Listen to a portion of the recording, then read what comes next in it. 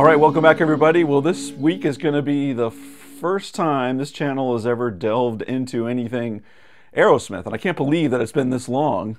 I've gone 3 years and not done a video on anything with Aerosmith, but I love Aerosmith. I know you love Aerosmith because you clicked on this. So this is going to be Dream On by Aerosmith.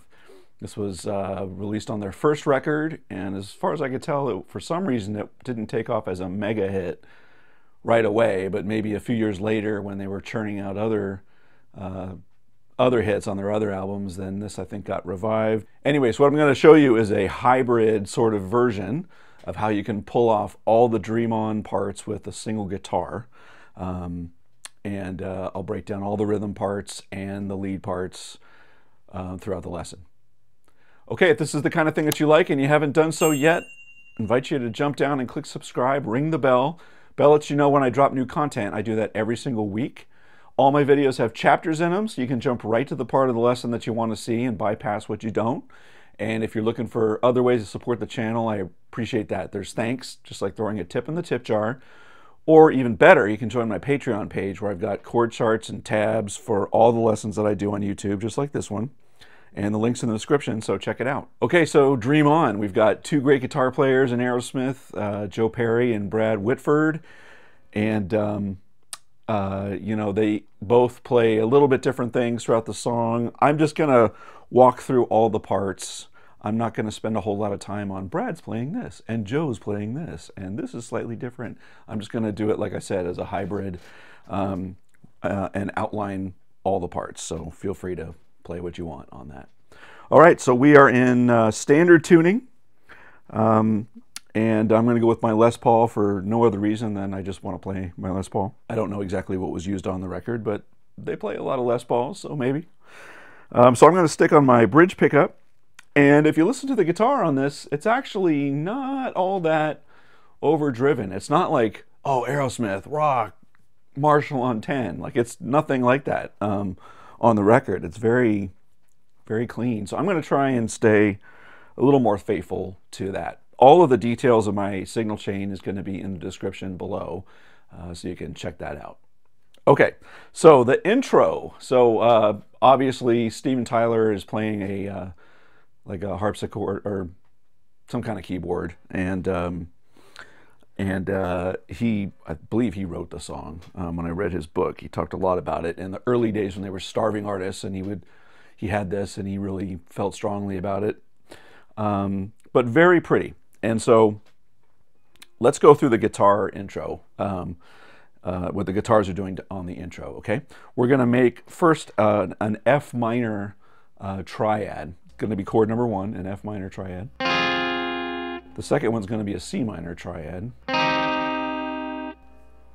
or it's shaped like a C minor triad. I don't know what the actual voicing is, but like that. And then you're going to switch your middle and your index finger on frets 3 and 4. Keep your ring finger on the 5th fret. That's going to be that C note's going to be a pedal note. That'll just keep going. So you switch your fingers to there. And then the last chord is you just take the exact same formation that you have with those on strings 1 and 2, and you slide them down a fret, still holding on to that C note on the 3rd string. So you get that dissonant, that rub there, which happens a lot throughout the song, okay? Might be a big stretch for you, that last one. But I've been doing it for so long, I do it that way. You can also switch over and use your pinky when you move to these, and it helps if you're struggling with that. But yeah, but my voicings and my fingering that I'm doing is like this: 1, 2, 3, 4. Okay, and then the picking pattern is you're going to pick up on strings 1 and 2. And then down on the 3rd string on that pedal C note. 2 times. Switch your chords. Exact same picking pattern. 3rd chord. 4th chord. Right? So very pretty.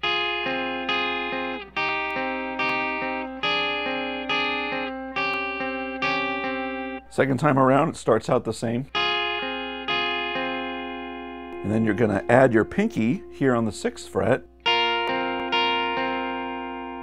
And then stretch it all the way up to the 8th fret. You're just holding that same F minor shape and you're just moving your pinky note up on the 1st string.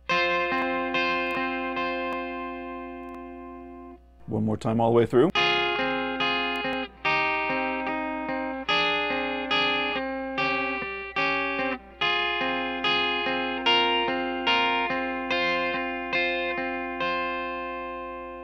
Okay, and notice when I was picking that too, a little nuance, you can sort of pick up your fingers. You want the note sometimes to stop, right? If you held all of your fingers down all the time.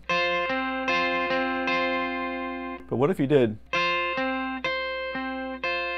See, I'm sort of picking up. I'm just picking up so I'll mute these strings when I want the note to stop. One technique that you can sort of mix in there. Sometimes these notes all step over each other, so experiment with that a little bit. Okay, then the second time around,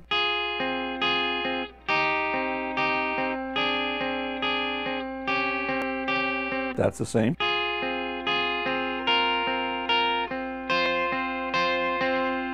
Right, that's all the same so far, but after that second time you hit your pinky up on 8,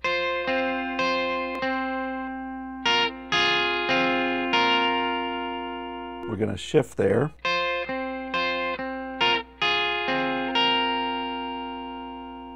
And then we're going to get out of this position and we're going to close this out by actually sliding up to a... So we're just sliding 2 notes on the strings 1 and 2 on fret 8 and 9. And then 8 and 8. And then 6 and 6.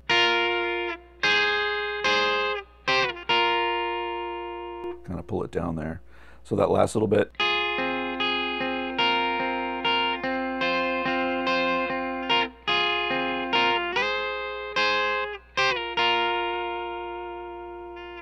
And we're going to end with this little dissonant C sharp C. And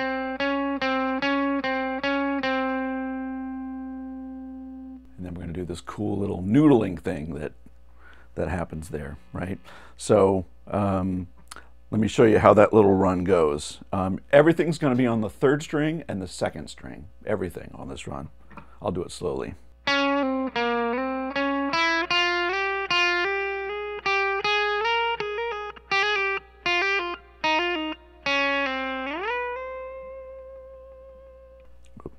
Ended it there, messed up, but right, so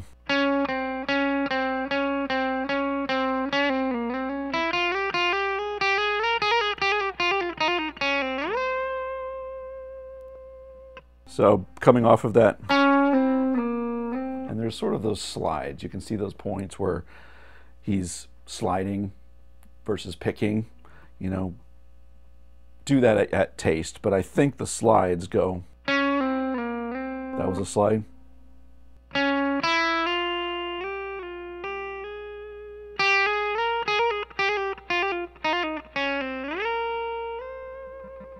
Oh, end up there on 13. So you're ending with that octave from your C note to your C note. And then you're back to your normal, very similar to the intro. It's what the verse, it's basically the verse formation.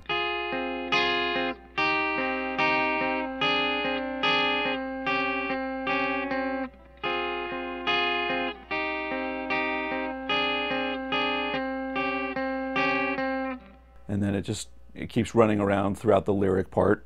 How that resolves is interesting. When it goes to "Isn't That the Way?" The way that ends is you're gonna start on that F minor, and it resolves to a C, like a C sus to a C.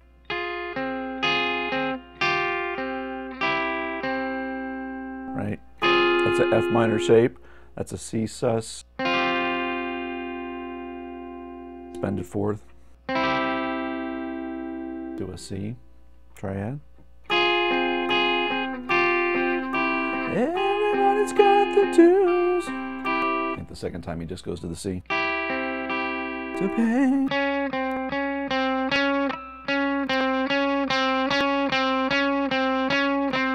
And he goes to the, now we're hearing big chords, right? And I'm calling this a bridge, okay? Power chords, just play root fifth or root fifth root, F, E flat, C sharp, E flat, F,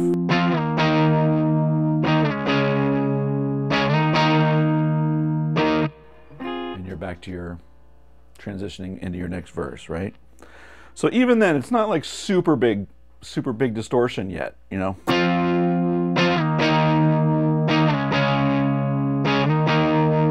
And the two guitars actually have some interplay there. So one guitar has that rhythm, I believe. And the other guitar is.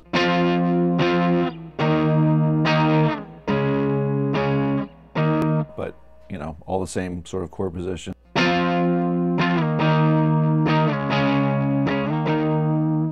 And then you're back to it. And here's your first little lead line. I'm going to turn it up a little bit.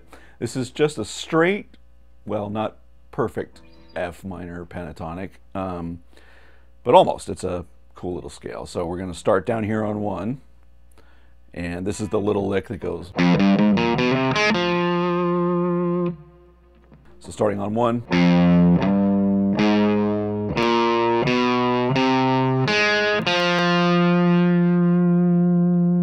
Very cool. While the other guitar is. All right, then we run through the next verse sequence, which I believe is the same, ends on the.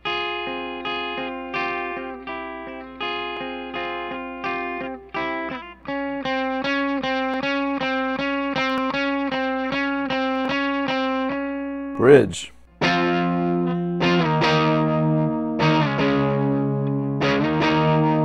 This time, instead of going around again, we're going to hear, we're going to introduce a new, I'll call it a lead part, but both guitars sort of do it. And the bass has been following on that bridge. Now we're going to go to this little lead part here. I'm going to play it just so you know where we're at.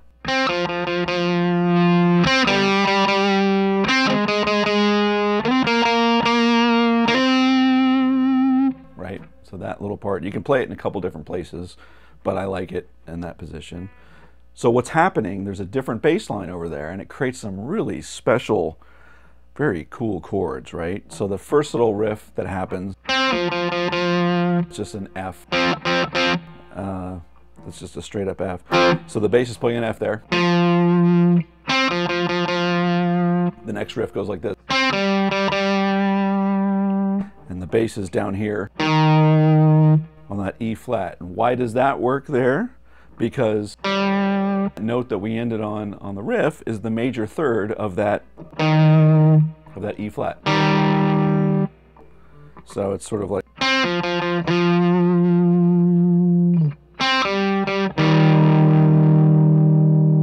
Very cool.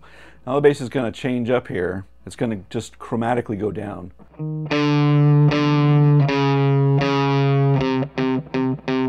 Right? So that riff creates very cool dissonant chord on the next one. So the first one was,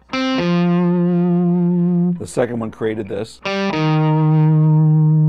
The third one's going to create this.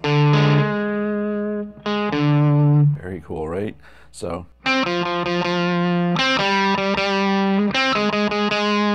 that note there is over the bass that's playing a D. It's like a D flat 5. And then the final one is C to B flat. And that B flat note makes that sort of, which is a 1, 2, 3, 4, 5, 6. It's a major 6. I just like how this sounds together, right? So you've got your and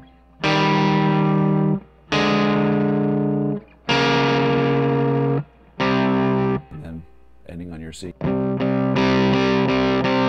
Isn't that pretty? Love that. But that riff again.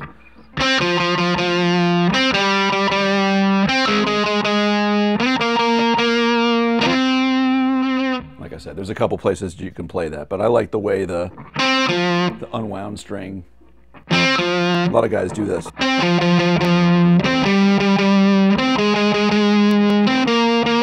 Or one of those. I just like this.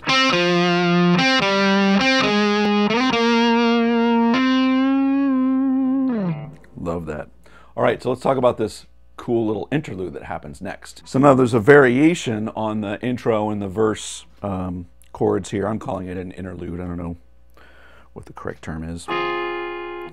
But you're going to vary the chords a little bit, and I'll just play the chords real quick. There's your F minor is the first one. And that's the second one. You're just taking the root note of the F and you're flattening it one, and you're raising the, what is the minor third of that F? You're raising that a whole step, 2 frets. So you're going from this to this. And then what they play, what the guitars play, is this.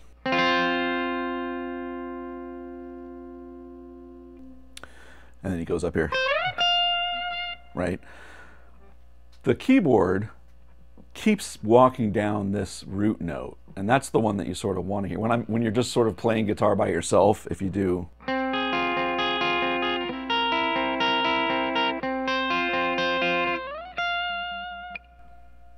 Works, and that's what they played, but I sort of want to hear that last little descending note.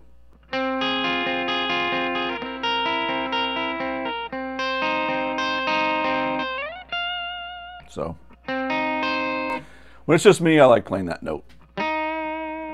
Or if there's not a keyboard to play it, I like to play that note. But on the record, they don't do that. On the record, he just plays this, basically an F power. It's like a power chord, a root and 2/5. And then the picking changes.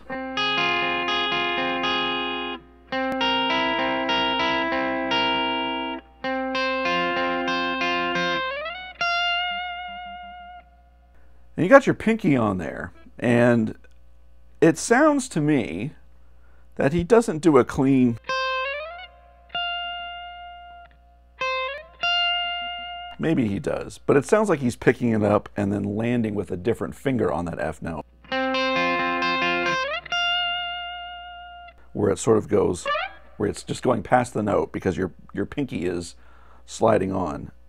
Maybe a trick of the mind or the trick of the ear for me, but that's what I keep hearing because that's what I do. Like I never slide up and stay with the pinky. It's easier for me for some reason. It's more natural for me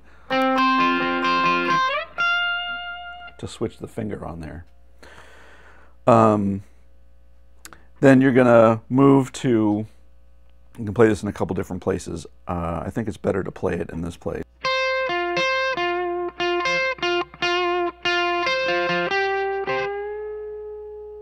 You can also play it down here.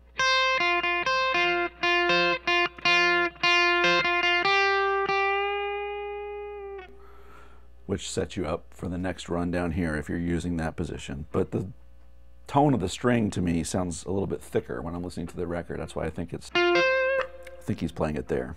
But who cares? Then we're going to go around again, and it's the same chords. He just has a little bit different picking pattern. He has this little trip up that he does. And then the end is the same.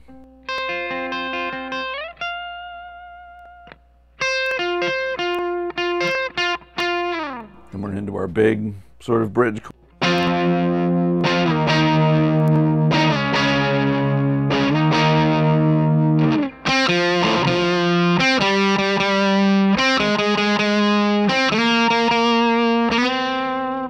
Okay, and we're going to get to our first real sort of guitar lead section here. So that lead guitar comes in right there, and the little run that he does, it's very basic minor pentatonic in the C position. Right. This song is actually very instructive, especially for early in career sort of lead guitar players where you like blues rock. This is one of the songs that really helped me learn those scales or playing in that position. So anyway, so what happens there?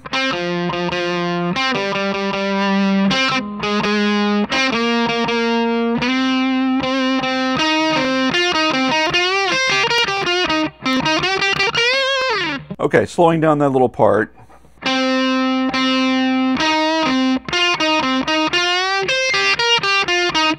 There's a little pause there. So you're just working your way down the scale. And then he's got a break.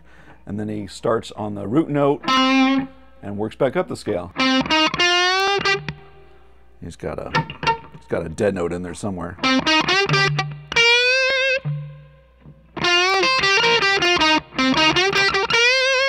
Love it. Then we're in our formal chorus, I guess. This is when he's actually singing Dream On. So those chords.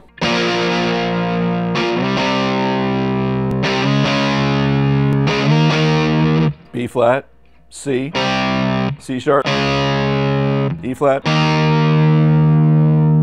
And then one guitar is just hitting an F. On the record, it's down here. Live, it's usually Joe Perry, actually, that's playing this. And Brad's playing the lead here. But either way, that's what the rhythm guitar is doing under that. And what's the lead playing? So the lead guitar is playing F minor pentatonic, same sort of position that we did in C, same thing now up in F. And he starts it off with 4 bends. The first 2 bends have no vibrato, and the last 2 bends do have vibrato, and you're just bending up on the second string on 16, and you're bending up to your F note on 13.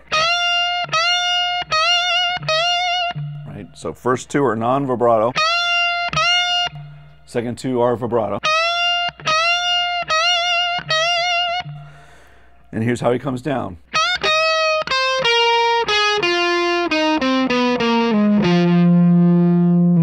See what I mean? It's like perfectly outlines that rock scale. So last one is a bend up, and you bend it back down and pick that B string there on 16. Hit 13 on the B. Now you're moving to your G string, to your D string.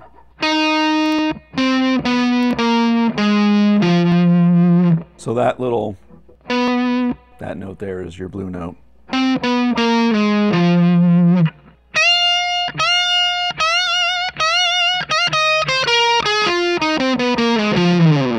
That's that first one, and we're same chord.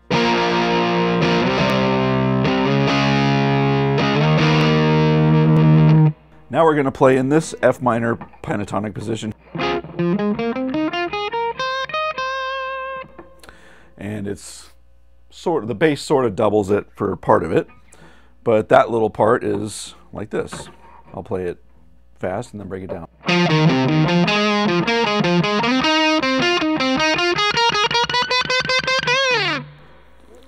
All right.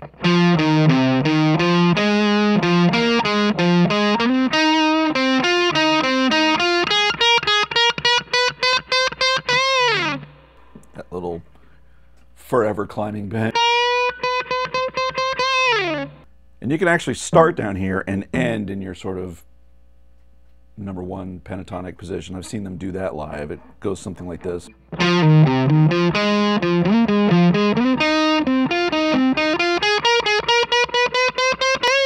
So that bend is then on the 3rd string if you were to do it that way. All right. Now, there's an interesting thing that's happening on the record, as best as I can tell. When you listen to these tracks, the rhythm guitar, when they're doing these big chords, they're actually playing single notes. One guitar is playing, and the other guitar is playing, which makes, and sometimes you're actually having the note below the root.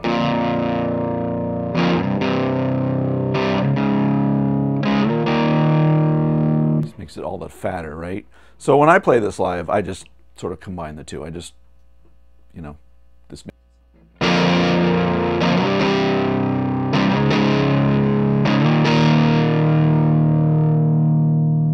And then you could keep going here.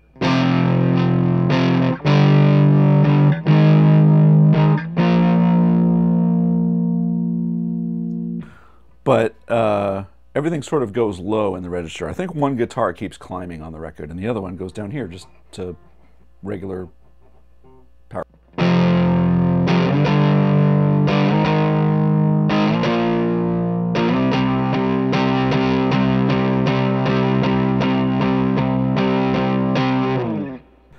And then it just goes back to a couple rounds of this on the outro.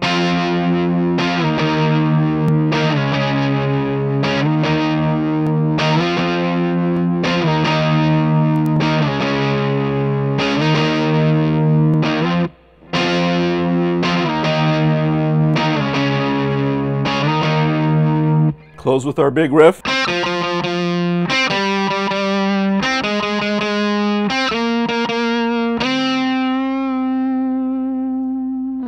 Everything's sort of ending on this. And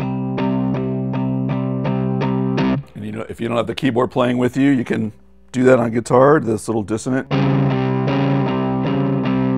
can do it that way or this way. Or this way. Pick your poison there, but